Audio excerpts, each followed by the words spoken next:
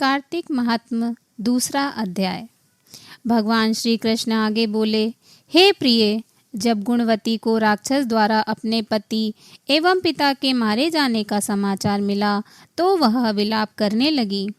हे नाथ, हे पिता, मुझको त्याग कर तुम कहाँ चले गए?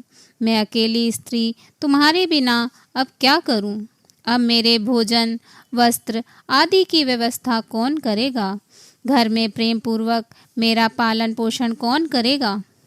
मैं कुछ भी नहीं कर सकती, मुझ विधवा की कौन रक्षा करेगा? मैं कहाँ जाऊँ? मेरे पास तो अब कोई ठिकाना भी नहीं रहा।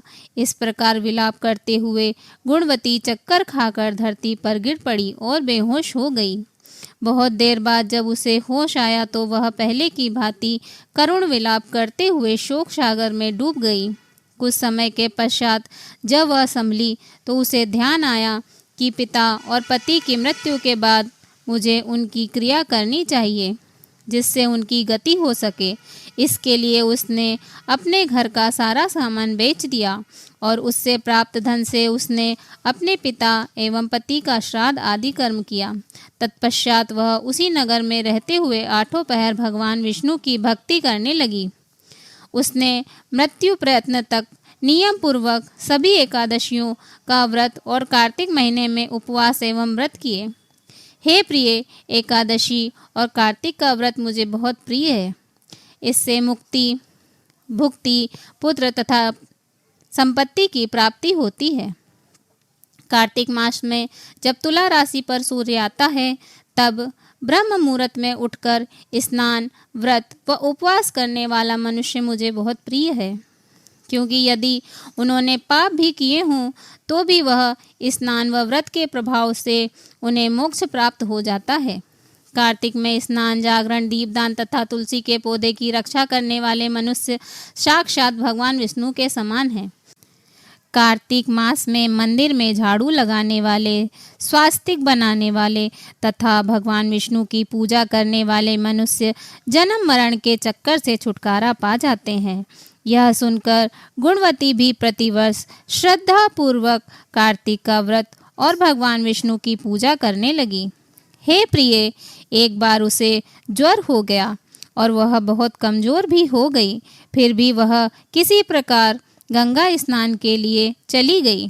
गंगा तक तो वह पहुंच गई, परंतु शीत के कारण वह बुरी तरह से कांप रही थी।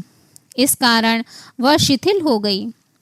तब मेरे दूत उसे मेरे धाम ले आए। तत्पश्चात ब्रह्मा आदि देवताओं की प्रार्थना पर जब मैंने कृष्ण का अवतार लिया तो मेरे गण भी मेरे साथ इस पृथ्वी पर आए। इस समय यादव हैं, तुम्हारे पिता पूर्व जन्म में देव शर्मा थे, तो इस समय सत्राजीत हैं। पूर्व जन्म में चंद्र शर्मा जो तुम्हारा पति था वह डाकू है, और हे देवी, तू ही वह गुणवती है। कार्तिक व्रत के प्रभाव के कारण तू ही मेरी अर्धांगिनी हुई है।